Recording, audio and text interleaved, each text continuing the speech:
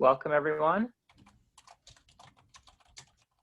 Okay, we are going to get started. Again, my name is Brian Kazuba. I'm the Associate Director for the Center for New York City Law at New York Law School, and we're happy to put this CLE on for you today.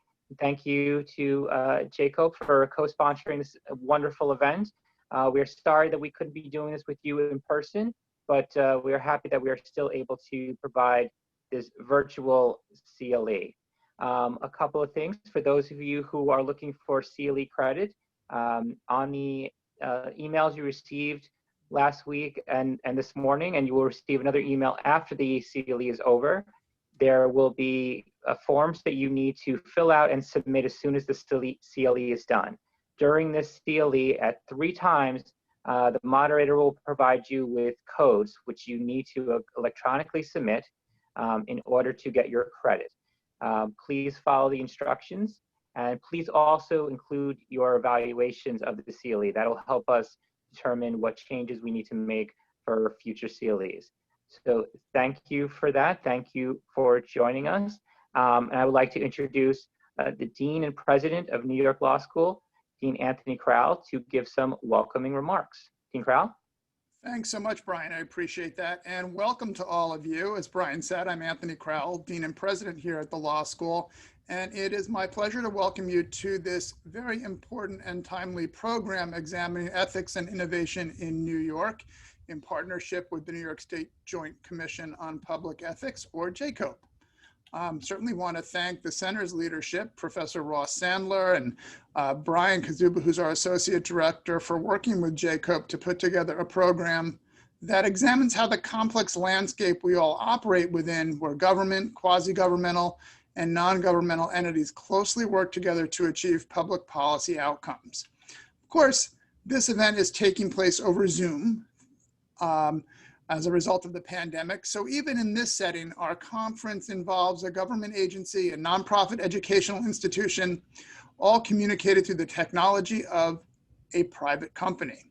And the pandemic has put into sharp focus the intertwined relationship between all government and non-governmental entities as everyone attempts to develop tools to beat back COVID through technology, new medical advancements, personal protective equipment, and mechanisms to help the economy function while in-person interactions are, unfortunately, greatly limited. We're joined by a panel of some of our state's most knowledgeable experts who have years of experience navigating these complex ethical issues. I'm also very proud that our Center for New York City Law, like our other extraordinary academic centers, has continued to organize a robust array of timely events to broadcast to very large audiences. The law school and the center will continue hosting important public policy events and professional development opportunities by working closely with our government partners at all levels to give our students experiences in public service through working in clinics, externships, and positions following graduation, and to provide our alumni and friends with important programming like this. As a member of New York City's Conflicts of Interest Board myself, and as a former government lawyer, I know how important it is for all of you to have these types of in-depth discussions to help you in your daily work. And certainly convening events like this becomes an even more important endeavor while so many of us are working remotely in order to ensure we can continue to stay connected and up to date and obviously learn from each other. As we see daily, ethics is a core part of government, and working effectively and with integrity is an important function that we all must achieve. And unfortunately, during a time of immense national crisis, there are even more opportunities for corruption and ethical violations to occur. And so with so much at stake nationally and certainly locally over the coming weeks, months, and years, we're going to continue to uphold our responsibility to serve as a key resource and partner for the city and state's government's attorneys and attorneys in private practice and others who interact frequently with government. I want to thank all of you for being here today and for your extraordinary dedication over the past 7 months. Your perseverance shows how your commitment to giving New Yorkers a government with the highest integrity and ethics is paramount. I know you will learn much from these discussions and each other. Thank you and enjoy. Thank you, Dean Crowell. Now I'd like to turn this over to Martin Levine, Deputy General Counsel for JCOPE, who will serve as today's moderator. Martin? Thank you, Brian, and thank you to Dean Kroll. Good afternoon, everyone. On behalf of our General Counsel, Monica Stam, and myself, I want to extend a warm welcome to the 4th Annual J. Cope and New York Law School Ethics Program. Before we get started, I want to be sure to thank Brian Kazuba, Ross Sandler, Dean Kroll, and all of the folks at New York Law School for partnering with us again this year. While we would love to be in the auditorium at the Law School in Manhattan, we're excited to still be able to bring you this event as a virtual conference. I also want to thank the team at J. Cope that has put together today's program. Monica Stam, Walt McClure, Jennifer Bliss, Keith St. John, and Michael Sand were all integral to today's program. Over the weekend, my wife asked me what this year's topic was, and after I explained ethics and innovation, she remarked that it was incredibly specific and also to not let things get too rowdy. I assured her that we had all learned our lesson after 2018's constitutional underpinnings of the Lobbying Act. Today's topic is, of course, ethics and innovation, navigating conflicts when the state is a partner. At the Commission, we field dozens of questions every week that ask for interpretations of the Public Officers Law.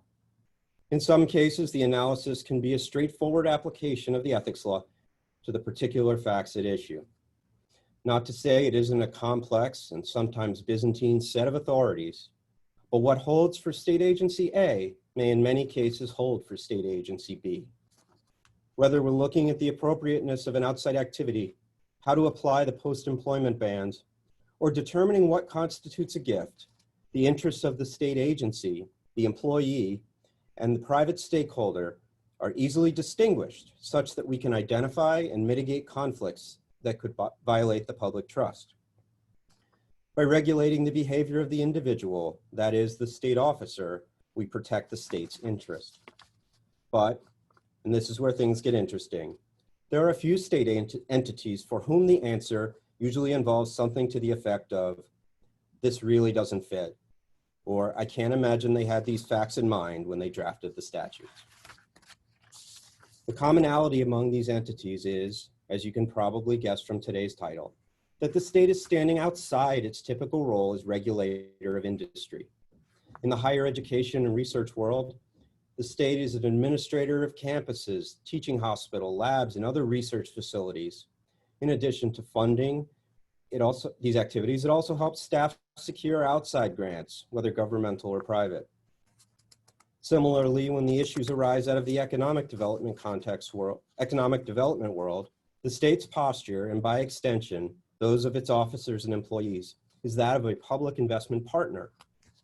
Whether it is providing grants and loan guarantees, creating incentives, or making direct equity investments, or partnering with local businesses to drive up tourism and additional private investment, policymakers are constantly figuring out the right combination of levers to pull, and each of those combinations creates new ethics complexities.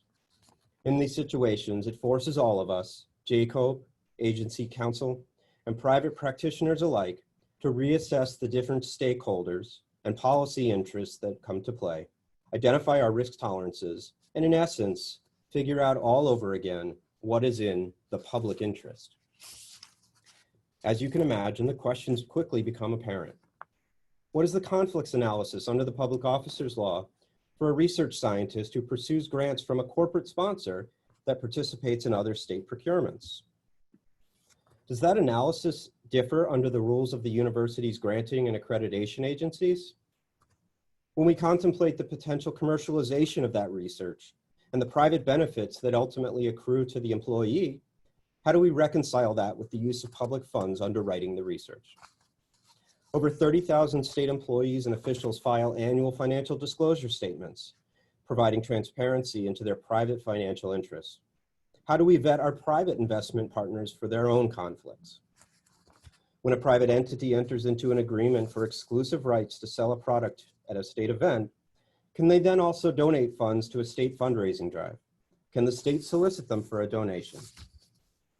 Clearly, the questions that present themselves more than fill up our 75 minutes.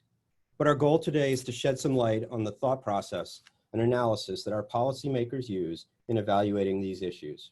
And for that reason, I'm tremendously grateful to the experts who've joined us today and excited to hand the floor to each of them to introduce themselves and their agencies. We'll start off with Michelle Crew, joining us from the hinterlands of Lake Placid. Michelle. Thank you very much. I'm very excited to be here today. I'm the general counsel for the State of New York Olympic Regional Development Authority, and I am in the hinterlands. I'm up in Lake Placid in the Adirondacks. Many of you are probably more familiar with the venues ORDA operates than with ORDA itself. We're a state public authority. We were created in 1981 after the 1980 Olympics to manage and operate the Olympic facilities. We were set up under Article 8, Title 28 of the Public Authorities Law.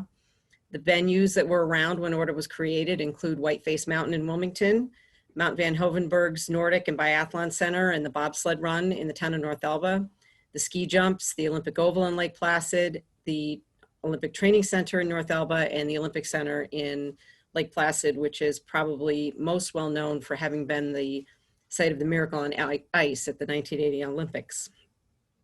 Gore Mountain in North Creek and the North Creek Ski Bowl were added in the mid-'80s, and Bel Air Mountain in the Catskills was added in 2012 or 2013.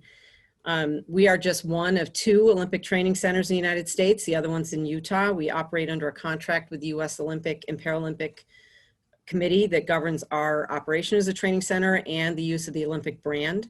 We also operate under numerous agreements with the state, with DEC, for the venues that sit on state forest preserve lands, and the towns that we have venues in as well. For any of you who are wondering why I included the case law that I did with the materials in front of you, is just to give you a taste of the kinds of issues that ORDA faces in operating on state forest preserve land that introduces a twist into some of our operations. Before I came to ORDA, where I've been for about 1.5 years, I was with DEC for 18 years as an environmental attorney. So my context for ethics issues and how to interpret the public officers law has been from a state agency regulatory perspective, and that hasn't really translated well to ORDA, where we have a very different mandate that, among other things, we are to promote and market our venues and to generate revenue and operate as an economic engine for the community where we have venues located. We also have the mission to operate the training center, develop Olympic athletes, provide recreation for the communities around us, to provide social benefits. But for the purposes of today's discussion, our authority to and mandate to generate revenue and how we do it is what I will be talking about today.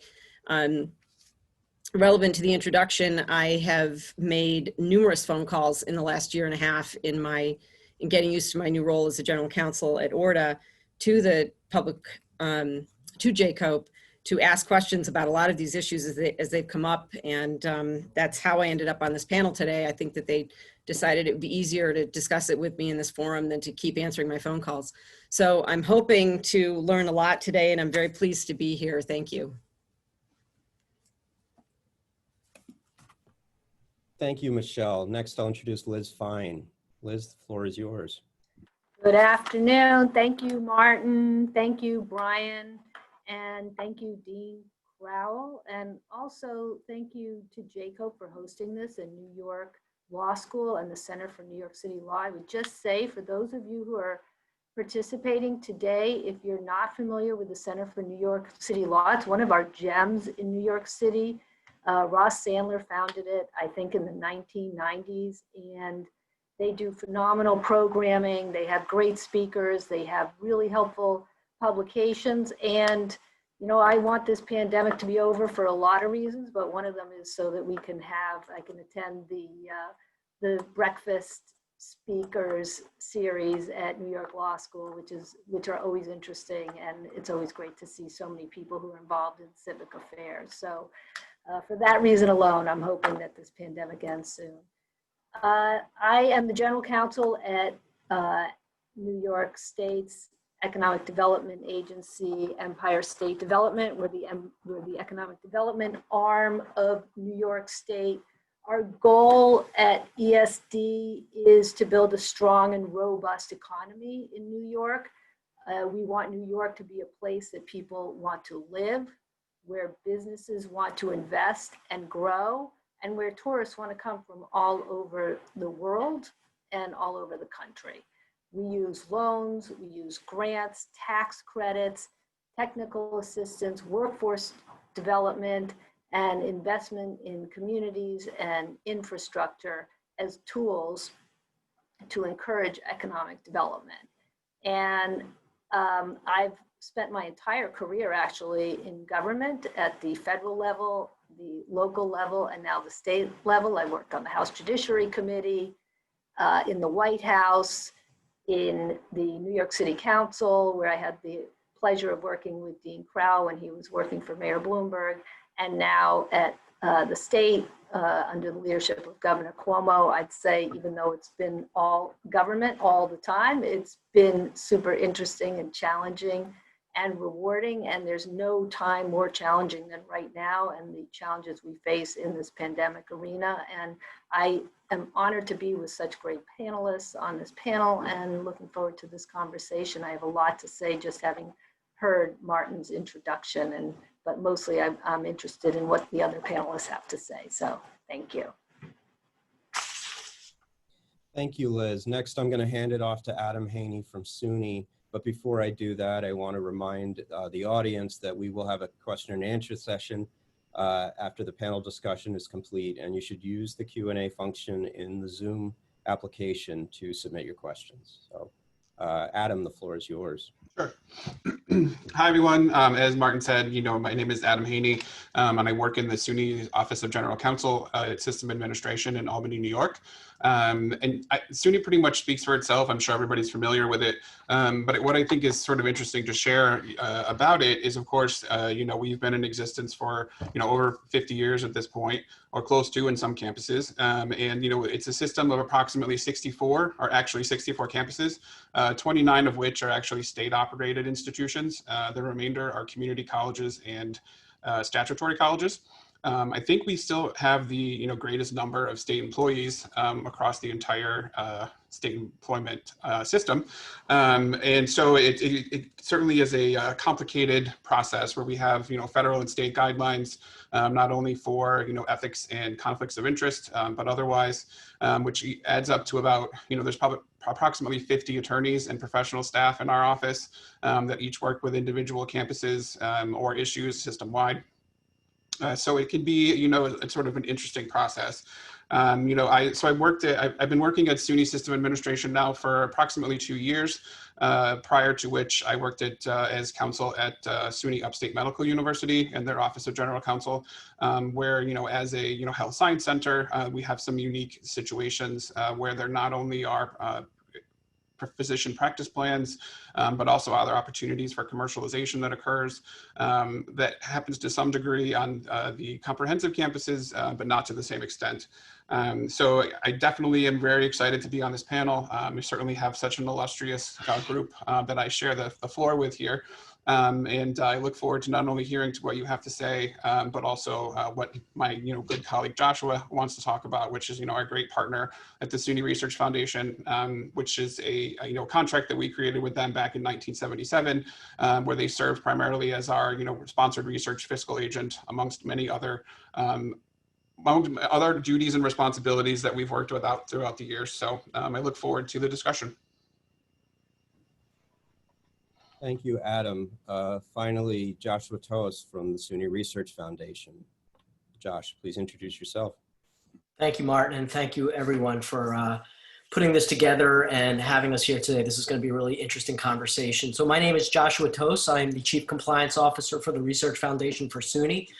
The Research Foundation, I guess, is unique amongst this group because we are a private nonprofit education corporation. We are not a public authority or a public benefit corporation. We're not a state agency, although we are subject to Section 74 of the Public Officers Law and certainly have many other areas of government compliance that we are responsible for managing for ourselves, but also for SUNY. Our primary job is to administer all of SUNY's sponsored programs, so that if you're a member of the SUNY faculty at any of its statewide campuses, who is doing funded research. We administer that research for you. We do all the financial compliance, the human resources compliance, basically any compliance activities that go along with that award and the administration of the award. And that could be for federal, state, or private dollars that come in. We also support commercialization efforts and own all of the intellectual property that's developed within the SUNY system. So we are the largest research foundation of our type in the world, supporting the largest public university in the world. I've been a lawyer for 25 years. Most of that, I think most of that at this point, was in state government. I held a variety of positions in the New York State Senate and also in the executive branch. I worked for 3 gubernatorial administrations and also spent 10 years in the Army as a member of the Judge Advocate General's Corps. And most of my time as a lawyer, I've been involved in ethics and conflicts management. So I'm really looking forward to this conversation. Thank you. Thank you, Joshua, and thanks to all of our panelists for agreeing to be with us today. Joshua, I'm going to stick with you to start the discussion. I'd like to focus a little bit on higher ed and sponsored research for the first few minutes and talk generally about the importance of the conflicts analysis process on not only the integrity of the research, but the institutions themselves. And then maybe talk a little bit about how you vet both conflicts with the researcher and the sponsor of the research. Sure. Well, you know, government funding is a critical component of any research infrastructure that happens today. The Research Foundation has about probably between $400 and $600 million in government funding per year on behalf of SUNY. So obviously, protecting the integrity of those dollars through, through conflicts vetting and a really robust disclosure program is extremely important.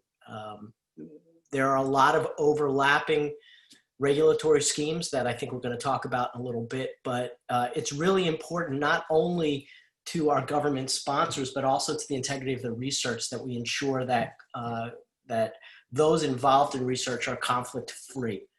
And I think you mentioned that, vetting sponsors. I think for us, it's really important to understand where money's coming from that supports that research so that the researchers can ensure the integrity of their data. More and more today, particularly the federal government, isn't so much interested in what happens with a disclosure and what someone's outside activities are.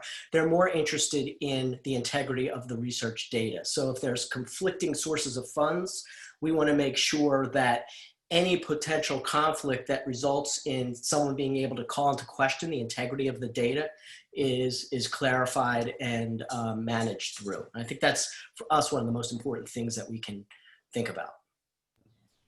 I think you've identified it right there, and the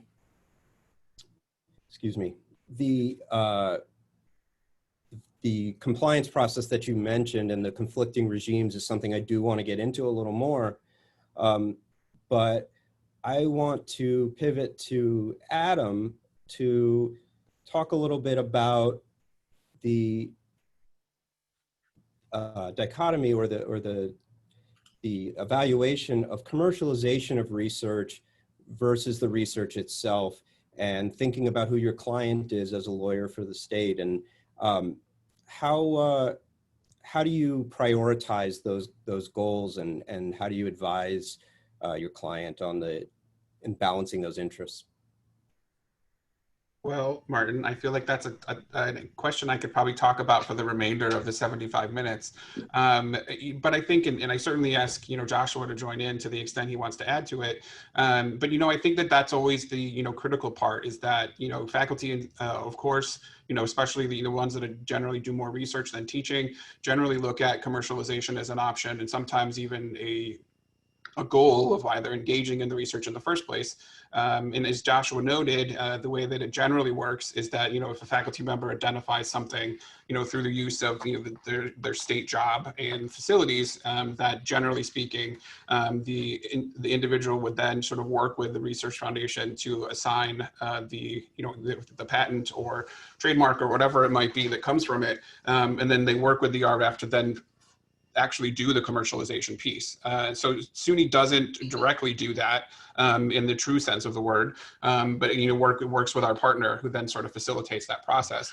So, I think at the very highest level, it's really critical that we sort of talk through that as that we're recruiting faculty to let them know that like this is a possibility, that intellectual property may generally be yours, but there's some ideas that you may need to work with the research foundation or otherwise. And so they're just fully aware of what the parameters are. And then we work closely with them through policy, as well as our partnership with the RF to like actually go through and work through what would be otherwise a conflict of interest or a conflict of commitment, to be able to come up with a plan that works both for them and us, that not only complies with our federal and state requirements, but also SUNY policy as to what constitutes a conflict of interest, conflict of commitment, et cetera, amongst their various obligations of reporting through financial disclosures or otherwise. So I think it's a very complicated issue that we sort of deal with on a case-by-case basis. We have lots of policies that cover it, and it's really just a matter of making sure that faculty are fully aware of it before they sort of enter into that arena.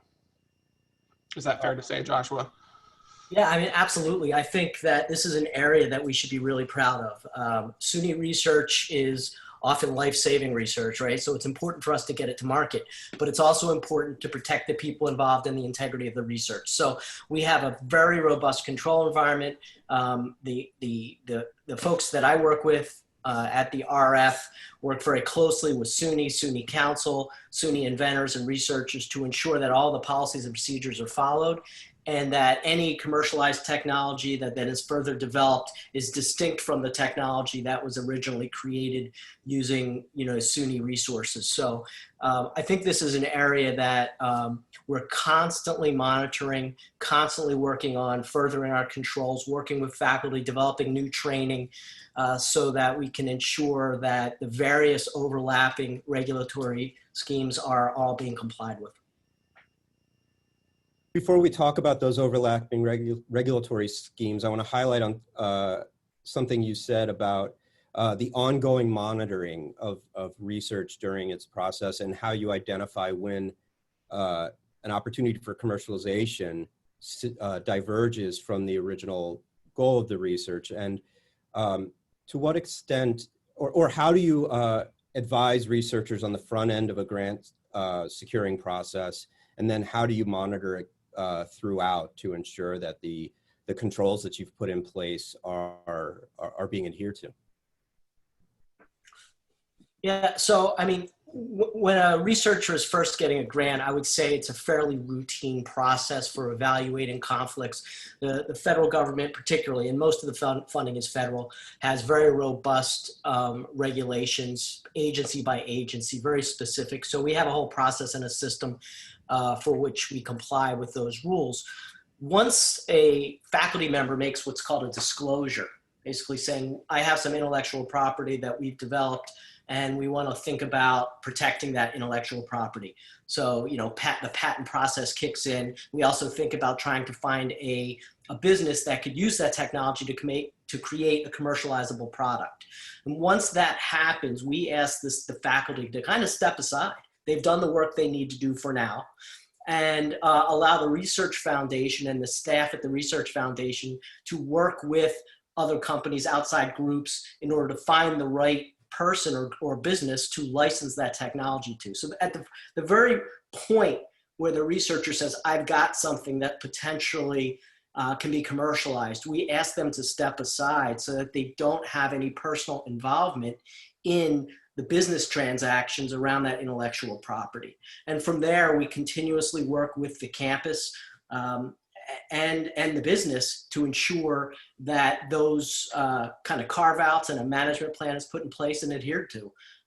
Continual training, continual communication. We have a whole group of people at the Research Foundation that do what we call tech transfer, which is the commercialization process. And they really stay in touch with the faculty and the campus staff throughout the process to ensure all of our rules are being followed. Adam, I'd like you to talk a little bit about, and maybe this draws on your previous experience, but talk about the role of institutional review boards and the other entities you work with in the conflicts analysis process as a research project is ongoing, and how those fit together, especially, you know, in concert with the Research Foundation. So, you know, I think that what's interesting is, you know, each campus handles it a little bit differently in terms of how, you know, the disclosures occur, how frequently people are required to do those conflict of interest checks, etc. I mean, that's usually at a minimum an annual basis. But like at Upstate, for example, they're actually, I should clarify that every campus has their own ethics officer. And then there's also a system-wide ethics officer that they can go to for, you know, any questions they may have or otherwise. And then generally speaking, sort of beyond that role, which is more of a traditional sort of JCOPE ethics officer, each of the campuses also has like a research conflict of interest board, where it's usually a panel of people from, you know, various parts on campus, whether it's, you know, physicians at a medical school or otherwise, as well as research administration, that is responsible for then, you know, going out to the researchers saying, you know, you need to do your annual disclosure or more frequently depending on the campus, which then also is the one that would do the review, et cetera, on an annual basis to be able to decide whether or not there should be a conflict at that beginning point. And so then, you know, as that process continues, you know, there's an institutional review board, as you noted, which is primarily charged with, you know, actually going through to make sure that, you know, for human subjects research primarily, that all the requirements are met, which could include, you know, data integrity, conflict of interest to some degree. And so I would say it's like sort of a multi-tiered process where, you know, you sort of have the first level of, you know, financial disclosure statements, JCOPE.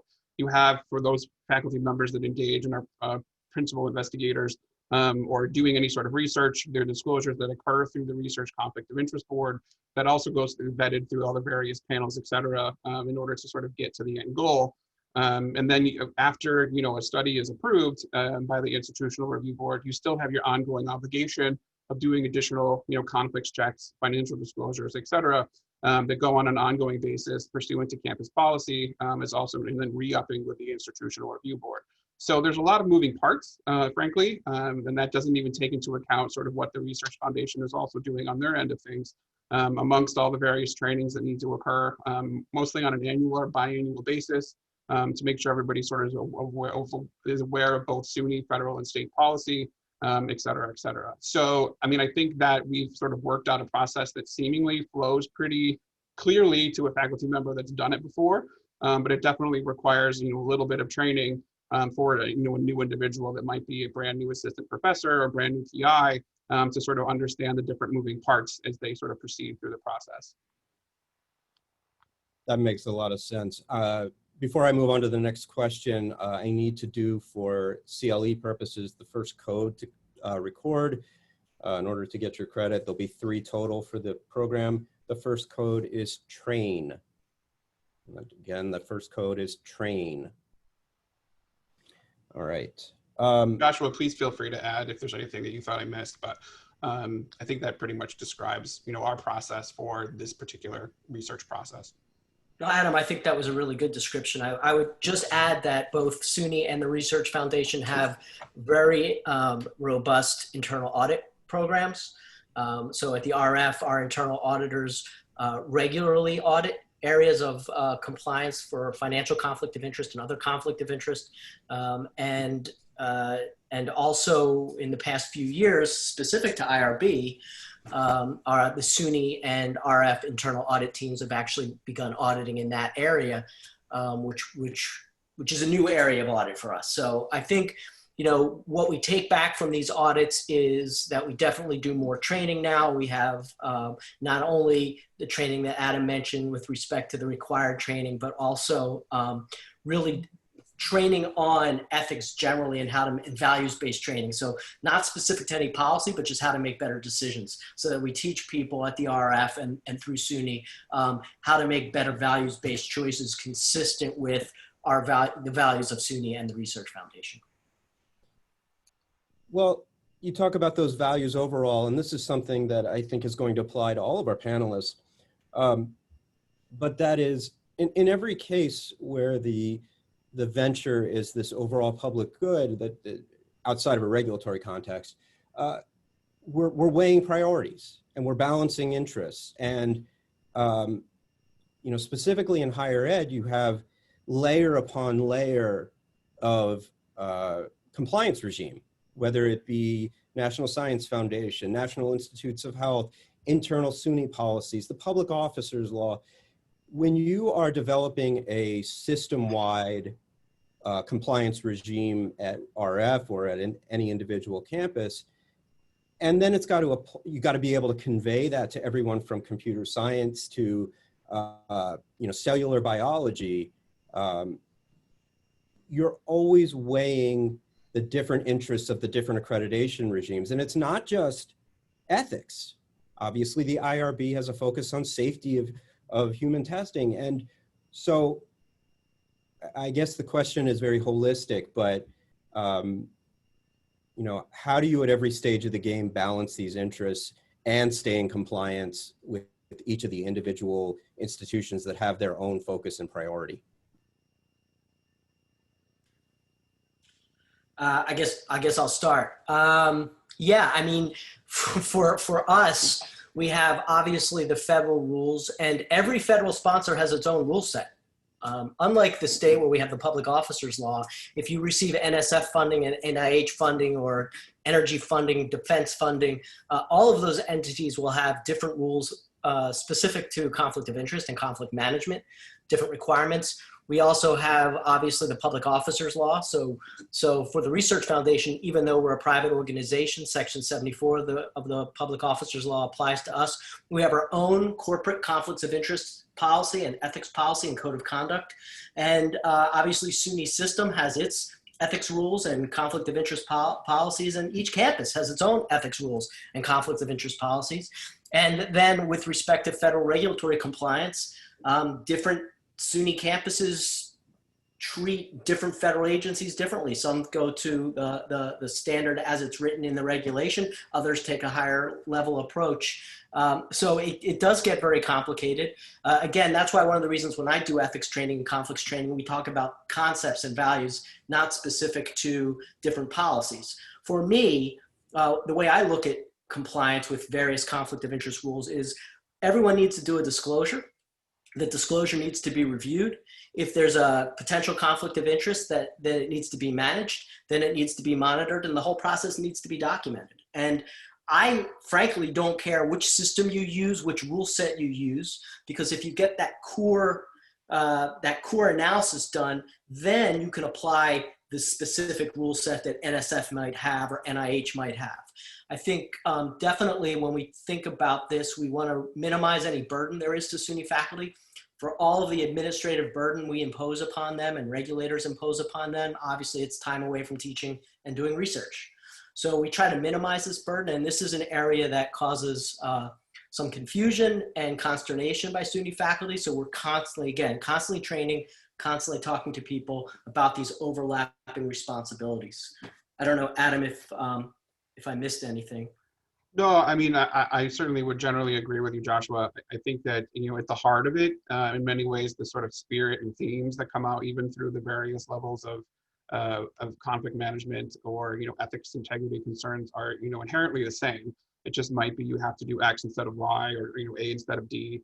And so I think that it's manageable. It's just that, you know, how do you let somebody know that, you know, normally if you were doing this just as a state employee doing X, that you'd only have to do ABC. But because you're doing it with NIH dollars or whatever, you also have to do FGH. And so it's really a partnership that occurs between us and the RF and the campus and the faculty to be able to sort of say, you know, because of what you want to do, you know, here's the smorgasbord of things that need to be completed. But, you know, inherently, I think they're all sort of the same sort of spirit of ideas and themes.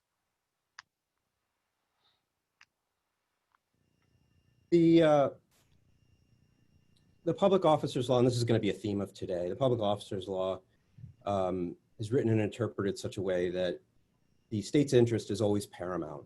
And the analysis is done in a way to prevent private interests from competing with state interests.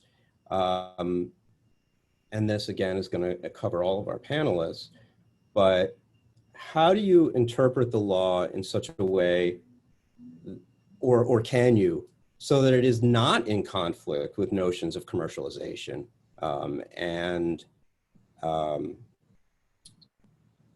How do we move forward so that we have a statute and a regulatory regime that acknowledges these competing interests in the future? I'd invite anyone who wants to chime in here. Yeah, Joshua and I have been talking a lot, so Michelle, Elizabeth, please feel free to jump in.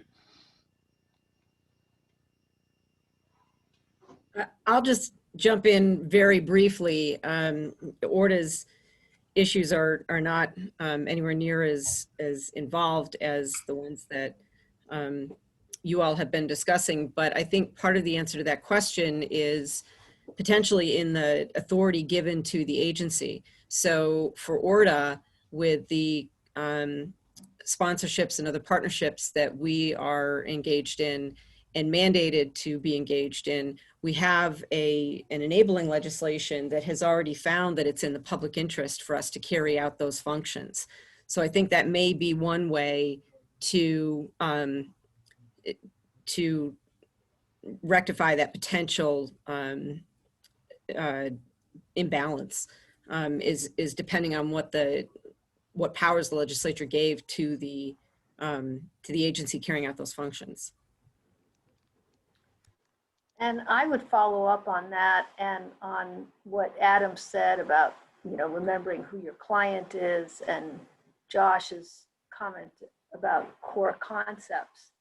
I like to take a step back and always keep in mind what the Public Officers Law and other similar conflicts of interest laws regulating government officials are really about. And yes, they want to encourage a high level of ethical conduct among government officials, but fundamentally what we're talking about is building trust in government and reassuring people that the work that's happening in government and the people making the decisions are acting only with the public good in mind and not with respect to their own personal or private interests, that's not what's influencing them or motivating them.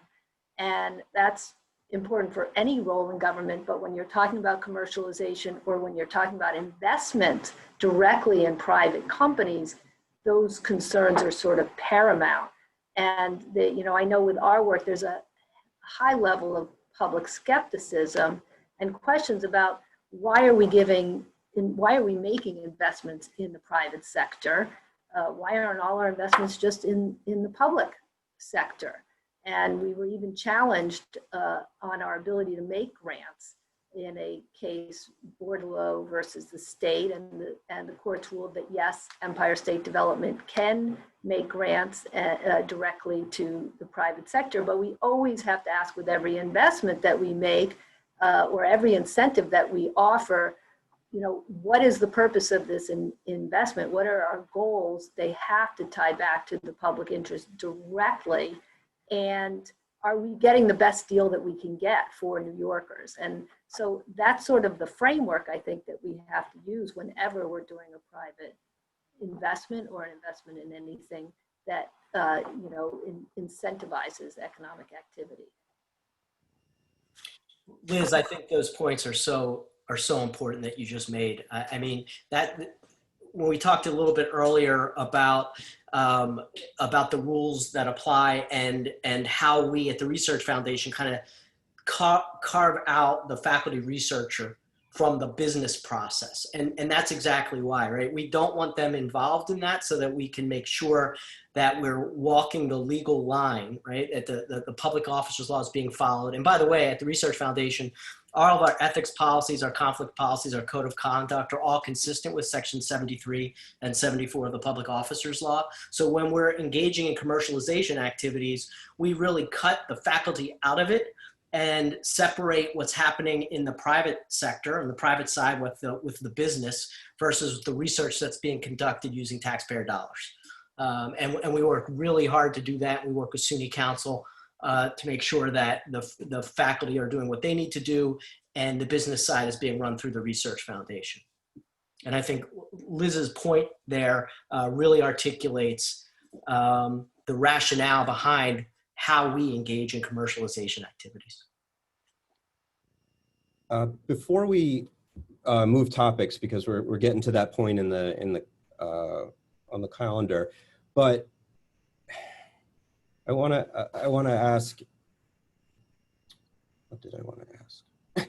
Completely lost my train of thought. Recruitment, something Adam said in his opening remarks, where commercialization is an issue in recruitment of faculty and researchers, and how do you, I guess, how do you advise folks when you bring them in, or how do you use that as an element of the recruitment process for someone who's going to be engaging in research that is, you know, sponsored by public dollars, likely sponsored by public dollars, but definitely administered by public entities? And then we'll move on to the next topic. Well, you know, I think that we have some very, you know, entrepreneurial, innovative faculty. You know, one of the draws, I think, for SUNY compared to other places is that generally speaking, we have a very liberal intellectual property policy, where the faculty is able to maintain its own interest in the IP. And so I think that's one of the reasons that people are interested in SUNY to some degree, not only sort of its ability to generate, you know, interest in, you know, because it's a large system, certainly our what's the word I'm looking for? University centers and health science centers have their own sort of draws. And, you know, some faculty come in with, like, you know, they already have like a private LLC for a particular company that might be, you know, the commercialization aspect that they created and before they even decided to become faculty. And so, you know, I think in many ways, it's very much handled on a case-by-case basis, that we sort of address that as, you know, one of the things that is both a draw and potentially a concern, especially if the idea is that the faculty will then take it and then want to spin it off into its, you know, a company that's theirs, as opposed to going through the RF process, and not only with the 2-year, you know, state employment ban, et cetera, that they have to think about in terms of if they were going to continue to engage with the institution or the state. So, you know, I don't know if there's really a cookie cutter way that happens, other than to say that, you know, it's definitely on our minds and something that we, you know, address with to the greatest extent possible at the outset, both the pros and cons of, you know, SUNY and whether or not commercialization works, and to the degree that it does work through the RF, all the better, so that we can not only, you know, sort of further the SUNY name in the public interest of education and doing, you know, the public good, but also sort of reining in sort of the faculty members that really want to, you know, go above and beyond in their private life for these, you know, intellectual property interests. I would love to be able to explore this more, and I think, you know, we could probably continue to hold this entire CLE on this question you just raised, and that is reconciling those two interests. Sure. But we do have to keep going, and so I want to talk a little bit more about the different models that the state uses in its economic development efforts. I mentioned the levers that get pulled from a policy perspective to incentivize growth and investment. So there's a quote, and I'm not sure, you know, given the economy right now, Coolidge is the best reference, but, you know, Calvin Coolidge said the business of America is business. And I want to sort of translate that to our context today and pivot to Liz and say, when you protect the venture, are you protecting the public interest, or can those interests be divergent or even distinguished? When you protect the venture, can you protect the public interest? So, you know, it's unusual for the government to play a role as a investor, direct investor in businesses. You know, when I was in college, that would have been considered socialism for the government to own part of businesses and take them over. We frowned, you know, the free market proponents frowned on that. But now I'd say there's a growing trend of governments playing a role, you know, as venture capitalists, and New York State has a venture capital program. Some of it is funded by the federal government with a particular set of rules, and some of it is funded at the state level. And we actually have two different kinds of venture programs, and we're just talking about venture right now because, you know, as I mentioned, we do grants, we do loans, we do tax credits, we do worker training and other kinds of infrastructure investments. But just looking at venture, because they do highlight some of these particular challenges of government working with a very different system in the private sector. We have two kinds of venture programs. One is a fund-to-fund program, and where we hire a fund manager, and the second type is where we do the direct investment.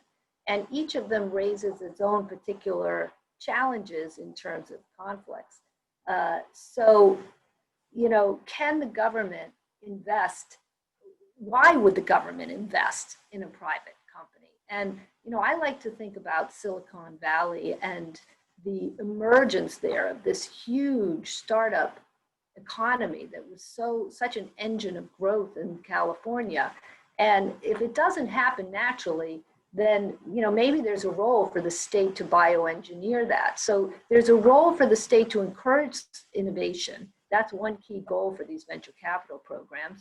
There's also an effort to bring capital to regions of the state and to businesses whose owners don't typically have access to that kind of capital. So the state is sort of filling the gap there in certain, you know, industries that need the encouragement, where we want to encourage it, whether it's life sciences, whether it's green energy, and we want to jumpstart that economy in New York State.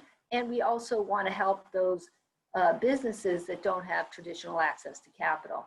So we use the fund-to-fund model, and we use the direct investment model. And I don't know if you want me to talk about those, Martin, but I hope that answers your question about, can the government do it in a way that is in the interest of the public? I think ultimately that's why it's in our public interest, because if we can jumpstart a life sciences industry in New York State and really encourage the growth of green energy and a green energy economy in New York State through these direct investments in companies, that's going to benefit the state as a whole. It's going to benefit the whole economy. We're seeing that now too, less in the venture context, but in terms of our grants and loans, in investing in PPE manufacturers. So, you know, I think we really had a hard time in March in New York State accessing adequate personal protective equipment. And we saw the need to really encourage that sector in New York State. So New York will not be in that situation ever again if there's a spike in the virus or at some future time where we can't access the personal protective equipment that we need in this state. So we've been doing grants to PPE manufacturers, we've been doing it to manufacturers of other kinds of equipment or supplies to retool their factories so that they can start manufacturing PPE. And we're doing that because it's in the public interest that we have access to it. We had people, hospitals and the government paying 7 times, I think, and I may have that figure wrong, but 7 times we were suffering from major price gouging in New York State because we couldn't access the equipment we needed. And so, you know, was it in the interest of New York State to grant those loans and grants to PPE manufacturers? I hope so, and I hope the proof, it'll be borne out over time. Not only were there jobs produced, but there's, you know, a need in New York State for that equipment. I don't think anyone would argue that the development and the prompting of PPE distribution at this time and place is a bad thing. And I don't think anyone would argue that economic development overall is a public interest. I think, you know, there's going to be differences in philosophy as far as how the government should be going about this. As you mentioned, the models have changed over time. And I want to bring Michelle into this. But before I go there, you know, to follow up on that sort of philosophical bent, Liz, you know, we saw, and in a past life of mine working down in Washington, Treasury and in Congress, we saw criticism of government intervention into markets as rescue. And we saw it as picking winners and losers. That was the criticism levied at Treasury and levied at the White House during the financial crisis in 2008, 9, 10, and 11. And if for sake of discussion, we're going to grant that premise that government intervention does result in picking winners and losers, Does it change the conflicts analysis, or are the stakes just higher? I think you have to have very clear conflict guidance, and whenever you're doing investment and working with the private sector, and it's there's so many anomalies working with the private sector, because what we hold dear and what we require of all public employees is in contrast with what happens in the private sector, and the differences are so stark. So we have absolute ban on nepotism, but in the private sector, family business is cherished. We don't allow any public employees to take gifts, but in the private sector, there's wining and dining, there's golf outings, it's just gift galore. We have restrictions on outside activities. We have a revolving door restriction. We have restrictions on use of position. Those are all in complete contrast with the private sector. So I think that whenever we're working in close contact with the private sector, and I'm not sure that this answers your question at all, but I think that we have to just keep very firmly in our frame of reference, why are we doing this? And is this for New Yorkers? And I'm not sure I think that we, as opposed to rescue versus encourage or invest, I think the key is to have our criteria for investment very clear and our goals very clear, so that regardless of what kind of investment, that you're meeting the goals of the public to strengthen the economy and to strengthen the sectors that you're looking to strengthen to advance the state's economic development strategy. And if you stick with the strategy and you have clear conflicts guidelines, I hope that the winners and losers issue becomes, fades away a little bit.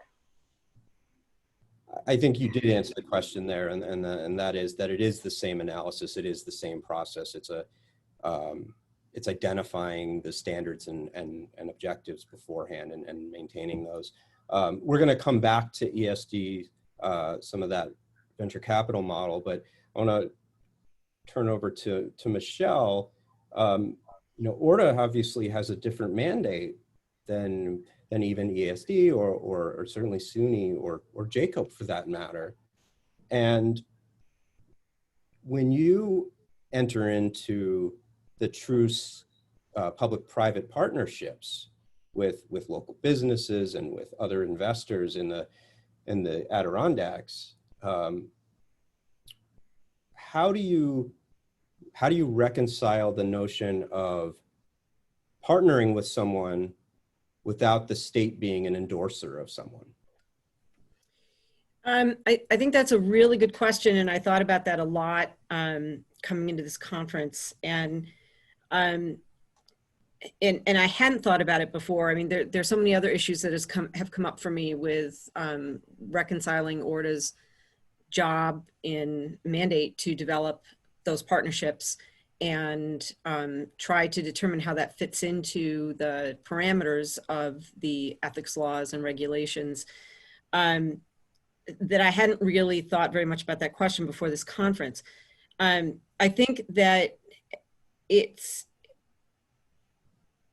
ORDA is expected in some sense to operate as a business and in some sense to operate as a state entity. But we are a tourism destination for people from around the world. It's what the intent was when ORDA was established. And so the people that we enter into these partnerships with, I think there wouldn't be much incentive for us to enter into sponsorships or for the businesses to enter into sponsorships with us if there wasn't a promotion. I mean, that's why they enter into sponsorships with us, so that their products are sold by our concessionaires, or their businesses' banners are displayed during an event. And you know, I think when we do that, we're doing it in the context of a business operation that is supposed to be generating revenue. And, you know, we have to do that with an eye toward brand protection and who they are and what our mission is and what the state's values are. And we certainly do that. But we would not have sponsors if we didn't promote them. So I think that's the short answer to your question, is that we do promote them. But I don't, you know, I think if we were turning away sponsors, that would be a nice problem for us to have. So in that regard, I'm not sure that we're necessarily picking and choosing between winners and losers, at least not with our operations. I think you raise a good point, and that's what is the reality of the circumstance. And you talk about different authorities granted to order and different mandates.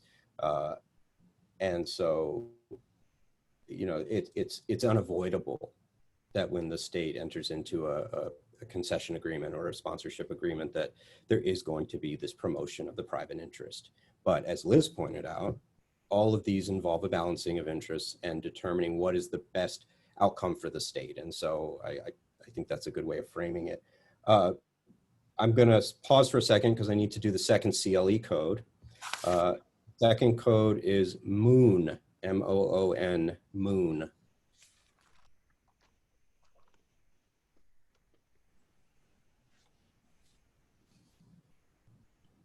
Okay.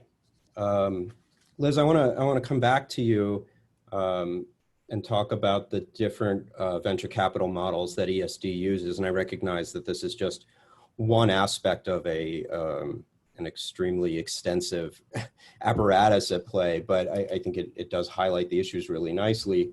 You know, we talk about ensuring that our state officers don't have conflicts, and we talk about you know, monitoring research as it goes forward to ensure that commercialization efforts are separate from the original research. But when the state becomes an equity partner, how does it vet its partners from a conflicts perspective? So, okay, so when we do a fund to fund, we hire a fund manager. And we have an agreement with that fund manager that restricts their investments so that they can't, and this is complicated, so it restricts their investments. We actually have something that's part of all of our limited partnership agreements, a conflict of interest principles, and it restricts their ability to invest in a company where they are an insider, where an affiliate of theirs, a family member, business partner has an ownership interest or a debt or control of that entity.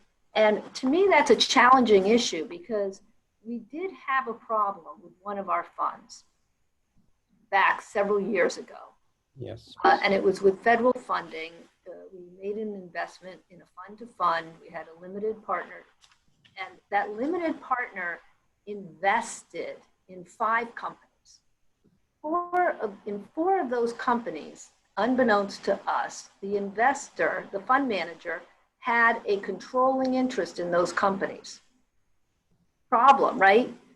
But interestingly enough, the federal regulations allowed the fund manager to have up to 25% investment in a company that they were investing our funds in, but not more than 25%. And in this case, it was more than 25% in 4 of the 5 companies. We ended up terminating the agreement with that fund manager. It was not pretty. We learned a lot.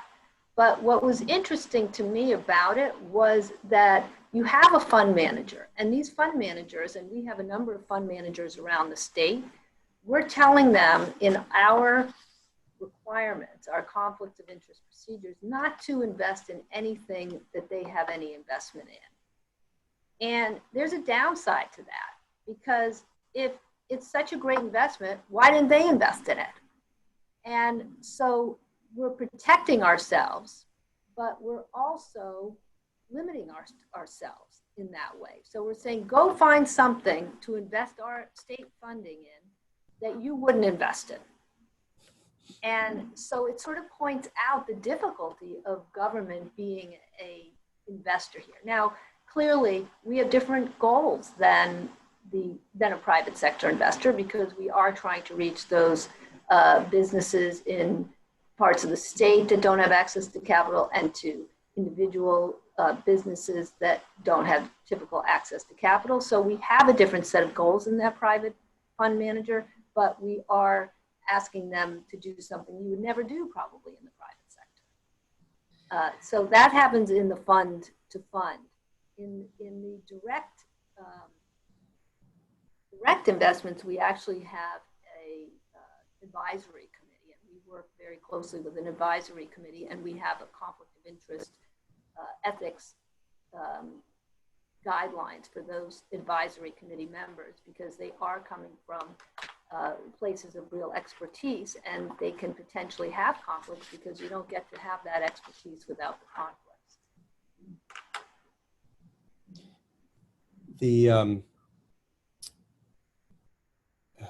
Keep losing my train of thought. We're going in such great directions here. Michelle, I want to, and Liz will come back to that because I had something really good to say. Michelle, let's come back to you for a minute. And in an area like the Adirondacks, which obviously is a vast geographic region, but really a smaller economic one, how do you advise your staff about working on these investment projects, and then turning around and looking into opportunities in the private sector after they might leave the state? Obviously, the 2-year bar comes into play, but it's a small community and it's a small economy. Does this change how you approach things? Am I unmuted? Yes. That's a good question. Honestly, the people who are working on those issues for us now, many of them are new arrivals at ORDA. So this is not really an issue that has come up, other than some, we do have some employees who have left and want to go to work on similar in sports fields that interplay with ORDA, but that's a little bit different than what you're talking about. Certainly I've had the conversation with people about the lifetime bar and the 2-year bar, and training on the walls that would have to be put up if they were talking to a company that was interested in them, or they were interested in moving to. But frankly, so many of the people who are working here now are so new that this really hasn't come up yet. We're sort of going through a change in administration here, and doing things differently than they've been done in the past. So we have a lot of new staff, and that hasn't come up yet. What I would like to jump to very quickly is just to follow up on what Liz was just talking about in a much more simplified context, in terms of the limits on public operations that don't exist in the private sector. When our marketing folks do work on sponsorship arrangements, we had this come up recently, earlier this year, with an event that we held here, celebrating the 40th anniversary of the 1980 Olympics. And we had a gala here that ORDA sponsored or ORDA held, and sold tables to sponsors for the event. And one of the first things some of our marketing staff wanted to do, because they came from the private sector and because this is how things work in the private sector, is they wanted to reach out to vendors that we already do business with. And I, squashed that, and much to their great concern, because they said, this is how this works in the private sector, and this is the best place for us to reach out to for these kinds of things. And I was concerned about the conflicts of interest and disqualified or interested sources. And ultimately, we did not seek sponsorships from any of our existing vendors, but I'm re-examining that in light of some of the powers that we have under the statute to reach out to vendors, and wondering if there are ways that we can construct policies that would engage in some vetting so that maybe there are some vendors that would be okay as sponsors for limited circumstances, like a one-time event, as opposed to overall. And I'm just kind of interested in what other people might think about that, because this has come up several times since I've been here, and it's a different analysis, as I mentioned before, than I would have engaged in a regulatory agency. Well, I think you've highlighted a great specific issue that has, we've been in the abstract a lot today, and I recognize that, but this is a way to sort of pivot into the actual, and we'll go from here right into a few audience questions. But the question of what is a gift to the state is one I think that interests a lot of practitioners and a lot of attorneys, and it's like everything else we've discussed today, a question of priorities and balancing of interests. And so, there are going to be analyses that say it should be a strict, you shouldn't solicit donations from entities from which you already are in an agreement, or you've already done a procurement. But does the procurement model that is ideally an objective and robust model that's governed by the procurement laws or other procurement policies, does that protect against some of the dangers that come with solicitation for donations? Or should the line be a much more clearer one that just simply demarcates, vendors over here, or sponsors over here, and donors over here? And is that realistic? Well, and I'll introduce one more twist into that, which is, when ORDA is looking for sponsors for either an event or overall, the gift provisions, we do have some gift questions, and if we have time, I'll raise another concrete example that we're looking at. But just in terms of sponsorships and existing vendors,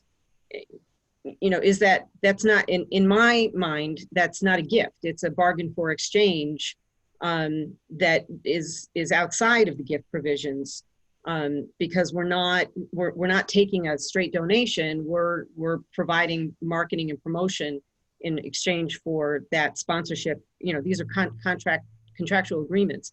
So is this always a gift, or is there a difference in the analysis that we should be using depending on what the situation is?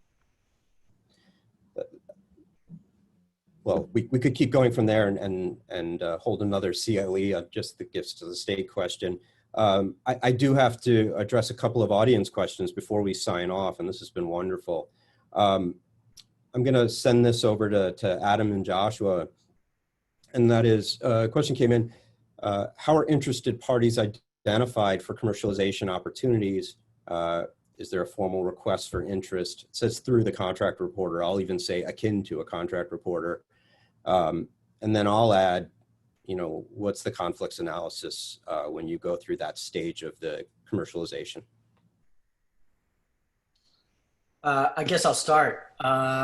We don't go through the contract reporter or variation of the contract reporter. I think when you're talking early stage technology, something that isn't even a product yet, right? It hasn't been commercialized yet. We haven't done the determination as to what what a consumer may use that intellectual property for. Oftentimes it is a small startup company. Sometimes it's actually a startup company that involves faculty or others that were involved in the research. And again, going back to what we said earlier, that is exactly why we don't allow the faculty to be involved in the process. So we kind of bifurcate the process. But we have teams of people that actually analyze intellectual property and try to figure out what the best, where to go with it, whether to patent it, how to license it, and to who and who it gets licensed to. So, as long as it's consistent with our policies and particularly our conflict of interest policies. We're comfortable that we're following all the rules. But because the intellectual property is owned by the Research Foundation, it is I'll say a private sector process that we go through, if that makes sense. It does, and I think it sort of isolates and highlights the difference between the Research Foundation and even the role that SUNY plays. I would love to be able to dig into that more with you, because I think, we talked a lot about vetting external parties, but I'm wondering if the vetting of internal parties at the Research Foundation is different. But unfortunately, we are down to our last few minutes. And if I may, Martin, just really quickly, I will say for things that are sort of outside the traditional intellectual property route that are more on the state side. So for example, if we have opportunities for outside partners to do things on a campus, those traditionally would go through like an IFB or an RFP process that would go through the contract reporter. So it just depends on the circumstances of the particular situation. Yeah, and I think that probably would lead us back toward the traditional state agency model. So, we'll save that for a different day. Let's see, another question before we close up shop. We sort of addressed that. There was a request to talk through the compliance audit process, I think in the research context, but with a little more concreteness. Is there a fact pattern that comes to mind for either of you that you might be able to use as a structure to walk us through a compliance process? Because we have, sort of lived in the abstract today. And I don't want to put you in a situation where you're revealing parties, but maybe there's a fact pattern that comes to mind.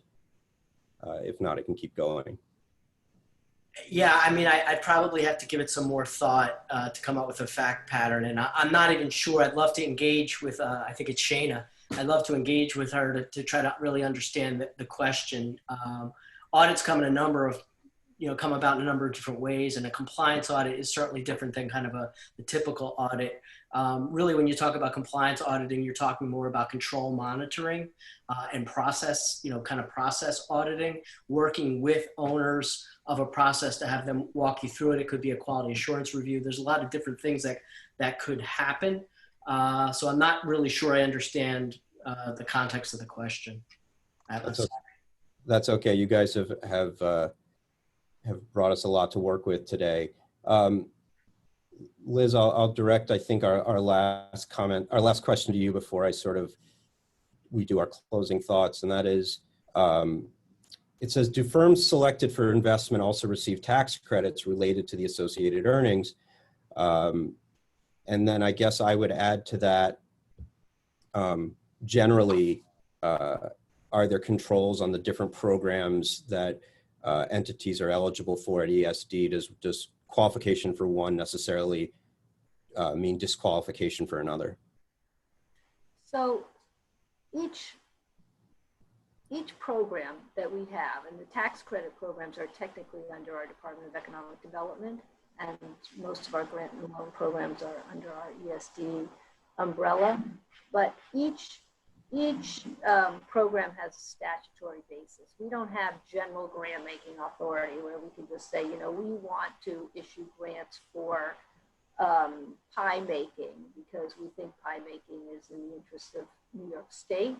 It has to fit the statutory goals and requirements of the grant program. And the same is true for tax credit programs. And so some investments, because, we're talking about investments in innovation, jobs for the future, in tradable sectors that will encourage trade with, trading, manufacturing for trade, investments in the workforce or placemaking investments in communities so that they are places that are livable, people who want to live there.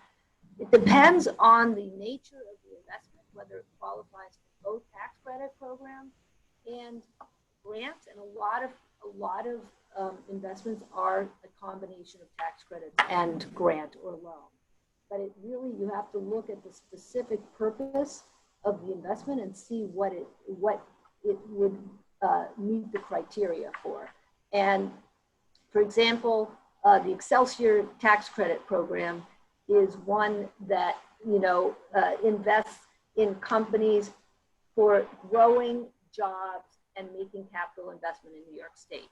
And it may be that that company also could qualify for a grant program, but you have to look at the specifics of the investment, of what they're doing, what the purpose is, and why are we making that investment. And I think that's our theme today, and that is, fitting the ethics analysis inside the bigger picture, and how those interests compete and how they reconcile. So before closing thoughts, the last CLE code is CRACKER, CRACKER, CRACKER. And I will limit my own remarks to thank you to New York Law School, to everyone at JCOPE who put this program together, and especially to our 4 panelists who were wonderful today. They all brought an insight that I think we could have spent the entire time on alone, and really demonstrate how complicated these issues can be. And so I'm deeply grateful for your participation, and take your 30 seconds and add the closing thoughts. First, can I give it to Michelle for a minute? Absolutely. I just want to say thank you to New York Law School and to JCOPE for putting this on and inviting me to be a part of it. I've gotten a lot out of it, and I just appreciate this opportunity and the time with my colleagues here. Thank you. Liz, go ahead. So I want to echo that. Thank you. I learned a lot. And I always had questions about commercialization of research. So I learned a lot today. And I want to thank JCOPE for being our partner, because a lot of what we're talking about falls in that gap out, between various laws, and it's outside of the public officers law technically to deal with some of these issues, but we're guided by the principles and the advice that you give us all the time on conflicts, and we've tried to marry that and basically copy that and apply it in this other area. So thank you. Well, on behalf of the staff, you're welcome. And I hope they're helpful. Adam, 30 seconds to you. Sure. I mean, I don't want to repeat everything that my, former colleagues already said, but, I do want to thank JCOPE and New York Law School for hosting the panel. And I also want to mention, one of the things that hasn't really come up is that one of the resources that we use when we're really stumped, of course, is reaching out to you, Martin, and your team of the attorneys of the day, et cetera. They can really be a true partner in sort of figuring out some of these things that don't really fit into the traditional model. So I do want to let people know, the attendees, that also is, of course, a resource that all of us use as well, so especially with some of these more thorny issues, and they're always very helpful. So please reach out to them if you have a really sticky one. Thank you. I certainly can't argue with that, and I appreciate the endorsement, if you will. Joshua, and then I'm going to give it back to New York Law School. So Joshua, the floor is yours, and closing remarks. Well, again, thank you to JCOPE and the law school. This was a really interesting conversation. And it's nice to be part of this conversation and see that you're not alone.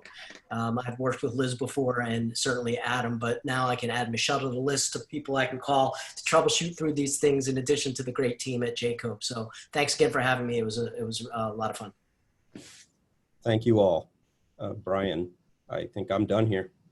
Thank you, Martin, for a great job moderating. Thank you to the entire panel, and thank you to all our guests today. So again, we have given you the 3 codes throughout the seminar. You have been emailed instructions on how to submit those codes in order to get your CLD certificate. Please be patient. You'll get your certificate within a couple of weeks, but please submit those codes through the electronic form that you have been emailed. You will receive a following email one more time with the forms shortly after this is done. But thank you all again. Thank you to New York Law School and our staff at the Center for City Law, and on behalf of Ross Sandler, Director and Founder of the Center for City Law, and Dean Anthony Crowell. Thank you for coming, and we look forward to seeing you at our next event. We have a City Law Breakfast on December 3rd with Corporation Counsel Jim Johnson. So we look forward to seeing you there, and we look forward to seeing you at our next CLE in January with the New York City Property Tax Commission. So thank you once again to all, and have a great afternoon.